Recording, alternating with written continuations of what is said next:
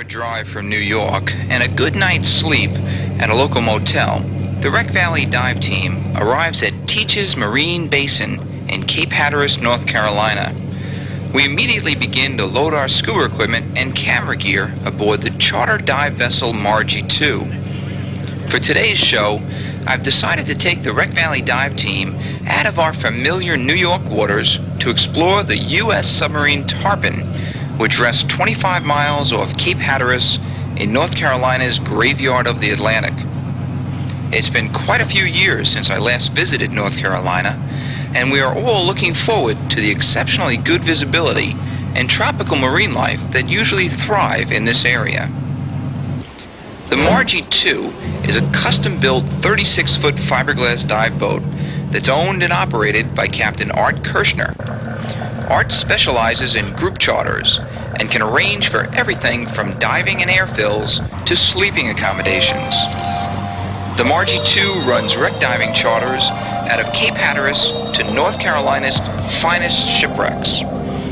The Margie 2 runs from April through September of each year.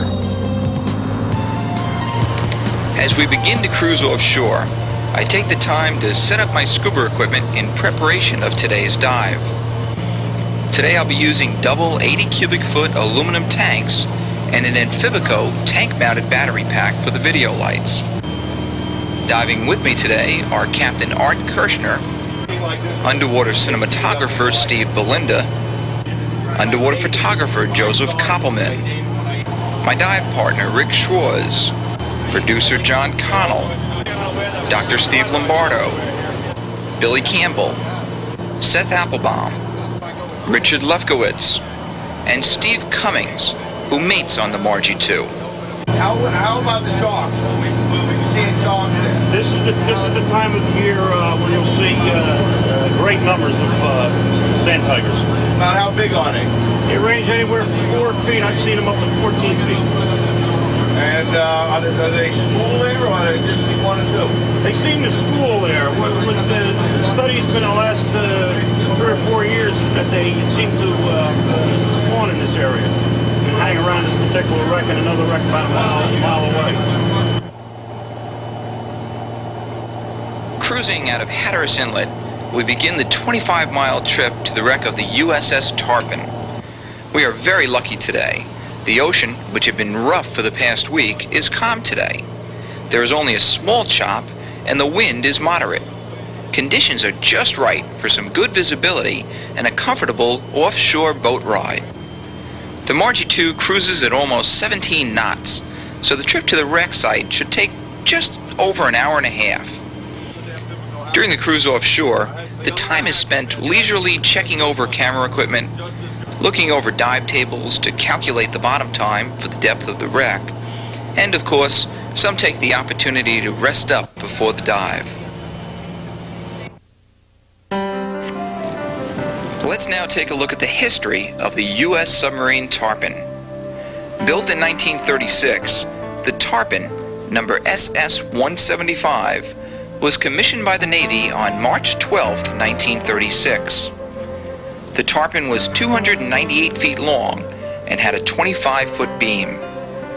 She was equipped with 8 watertight compartments and armed with one .50 caliber deck gun and 8 torpedo tubes. The Tarpon was able to operate at a depth of 250 feet, while her diesel-electric engines pushed her at a maximum speed of 19 knots on the surface and 8 knots while submerged.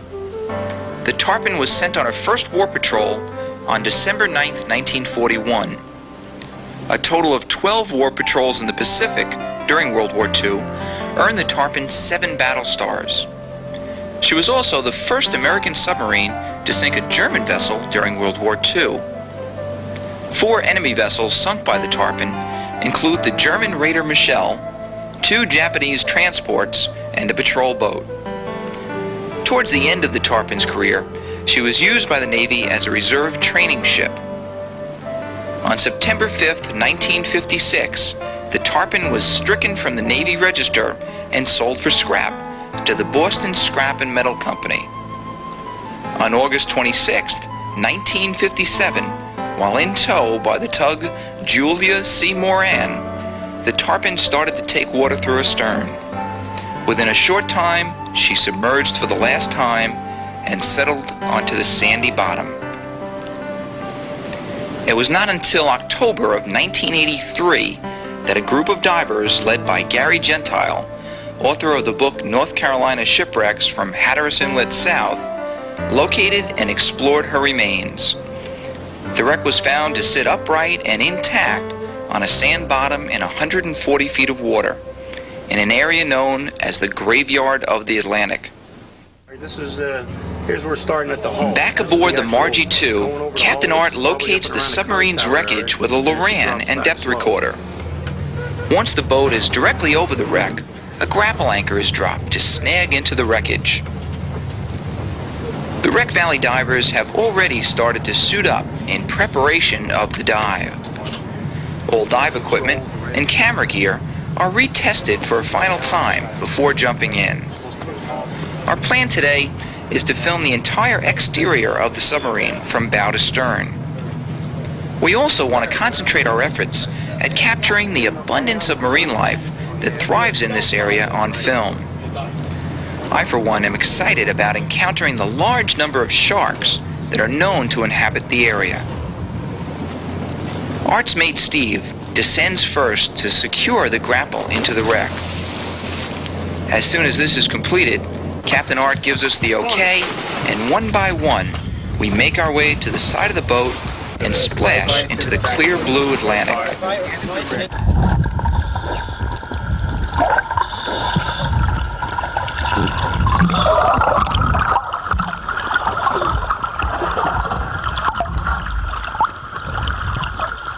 Stay tuned.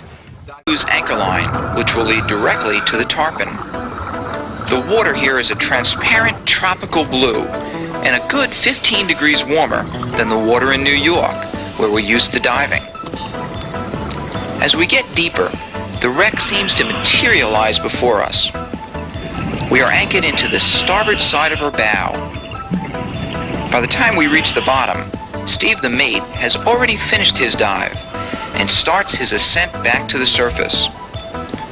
Visibility today can be described as nothing less than spectacular and must be a good 80 feet or better. But there's also a strong current to contend with that runs from the wreck's stern towards her bow. Rick descends and slowly swims forward to take a look at the anchor still firmly in place on the starboard side of the Tarpon's bow. From a distance, this anchor had looked relatively small, but with Rick now next to it for scale, we now realize just how large it really is. Since our bottom time at this depth is limited, and we want to film the entire sub, we will not spend too much time in the bow before moving on. I utilize an Amphibico aluminum video housing and lights to film the Wreck Valley series. These rugged housings can easily withstand the rigors of wreck diving. For some reason, this wreck seems to attract an abundance of sand tiger sharks. These ferocious-looking creatures average 6 to 8 feet in length, but are considered not to be aggressive towards divers. These sharks are awesome to see, especially in quantity. The sharks can be seen on the wreck all summer long, but the most productive season seems to be in the early summer. In order to produce this show, we took 2 separate trips to North Carolina. On one trip, the wreck was covered with sharks, and on the other, we found none. When trying to film sharks in their natural environment, a 50-50 chance is considered quite good.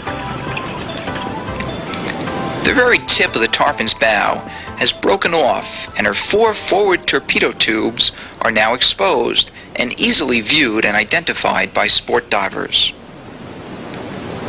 Rick slowly starts his way aft and passes under the Tarpon's port side stabilizing fin. Joe Koppelman is busy taking still photographs as another large sand tiger shark cruises slowly past, surrounded in a small school of baitfish. Most divers would anticipate fearing a shark in the open water, but although these creatures are fierce looking, They display no hostile or aggressive behavior towards us. In fact, it was quite peaceful to watch these magnificent creatures in their own natural environment, rather than through the glass of a local aquarium. As Rick continues his swim against the current towards the stern, he finds himself at the Tarpon's forward torpedo loading hatch. Although our dive plan today called only for an exploration of the sub's exterior, Rick can't resist sizing up the opening in hopes of fitting his double tanks through. Unfortunately, this hatch is just a bit too tight for a diver to squeeze through. Most divers who do penetrate into the Tarpon's interior use the conning tower hatch, which is slightly larger and leads directly into the submarine's control room. Over the years, the Tarpon's deck has deteriorated and collapsed, leaving only her intact pressure hull and ribs exposed for a diver to see. In the meantime, Joe has found a school of Atlantic spadefish to photograph. The tropical fish found on this, as well as most North Carolina wrecks, could keep any underwater photographer happy for years. Steve Belinda has also moved into the school to video these tropical fish. Notice that the current continues to push Steve towards the bow whenever he stops kicking. The Tarpon's conning tower is broken off of the sub's pressure hull and now lies in the sand off the sub's port side. As Rick swims around the tower, he mingles into the same school of Atlantic spadefish that Joe had photographed earlier. In the meantime, cinematographer Steve Belinda spots a shark slowly swimming towards his camera. The sand tiger continues forward until it is confronted with the hard wide-angle lens of Steve's video housing. As diver Steve Lombardo swims aft, Rick finds a small arrow crab on the submarine's deck. This delightful, delicate little invertebrate is handled with care to avoid damaging the crab. Although the depth to the sand on this wreck is 140 feet, divers can keep their dives shallower than 130 feet by remaining on top of the submarine's deck. By limiting depth in this manner, it's possible to enjoy a slightly longer bottom time. Filming in these clear waters is always a pleasure. The abundance of tropical marine life, especially the sharks, make each dive an exciting adventure. After a little more swimming, we finally reach the Tarpon's stern. The sub's stern is intact, and the wreck is listing slightly to her port side. The Tarpon's propeller is not on the wreck, as it was removed prior to her sinking. But divers will still see her rudder, half buried in the sand. Because of the current, it took us longer than planned to reach the Tarpon's stern. Due to the wreck's depth and our bottom time, we can now only stay in the stern for a few moments before starting to head back to the bow and our anchor line. On the way back, Rick spots a stingray camouflaged in the sand next to the wreck and drops down to take a closer look. He doesn't see the ray directly underneath him until it takes off to get out of his way. These small stingrays are common in the area and can usually be found by looking in the sand off either side of the wreck.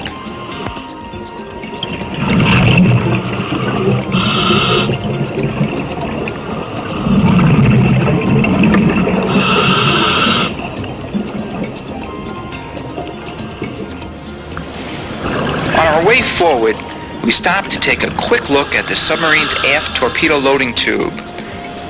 Then we let the current assist us in swimming back to our anchor. Navigation on this wreck is extremely simple because the submarine is intact and has several distinct landmarks. All a diver must do to return to the anchor line after a dive is to make a mental note as to where the anchor was tied in. As Rick and I reach the bow, other divers are also returning. Our bottom time is rapidly coming to an end. It's now time to start our ascent. As we rise off the bottom and slowly start our way to the surface, we can't help but to notice the beauty and serenity of this underwater world. North Carolina offers divers historical shipwrecks similar to those found off New York and New Jersey in clear tropical water. For wreck divers, this combination is almost impossible to beat.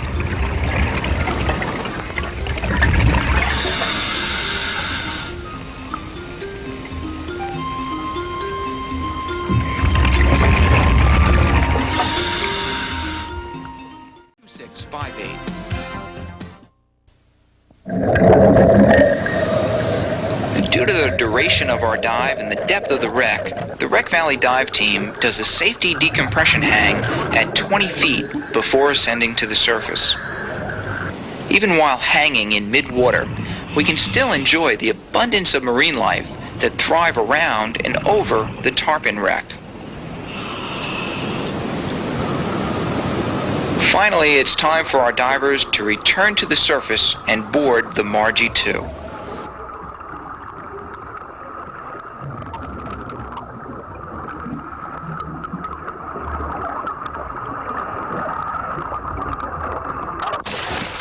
The sharks are fantastic down there.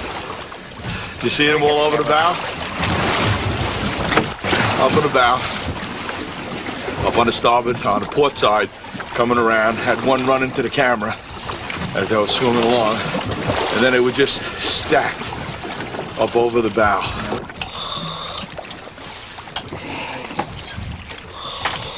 Okay. You got it? Thank you. For a start, actually.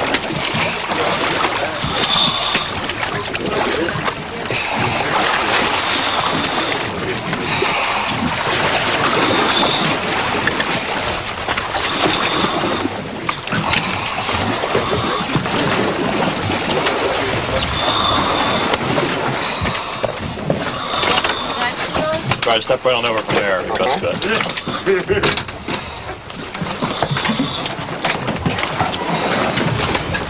Oh, that was nice.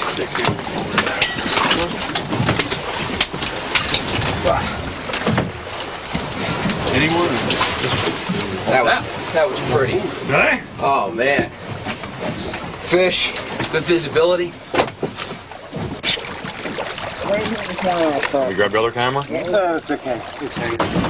It's a new harness weight system that Dewey put out. And this is, I guess, the second dive I've done with it, but it seems pretty comfortable. I made a couple modifications. Had D-rings sewn into it so that it replaces the harness that I used to wear to snap my camera system on. But the way it works is it replaces a weight belt, gets the weight off of your lower hips, and you can dump the weight very easily by pulling on these straps. And even if somebody had a bad back, they could release it like half the weight, hand it up to their buddy on a boat. So far it's worked out real nice. Very comfortable in the water. The Dewey weight pocket is replaced by simply threading the ripcord back through the harness. Although new on the market, this system has already found a fond place amongst our standard dive equipment. The cruise back to shore is spent relaxing in the sun and discussing each diver's experience on the Tarpon. Most on board can already be heard planning for next year's North Carolina trip. For further information on diving North Carolina's Graveyard of the Atlantic or the wreck of the U.S. submarine Tarpon off the dive boat Margie 2, contact Captain Art Kirshner at 201-361-3018.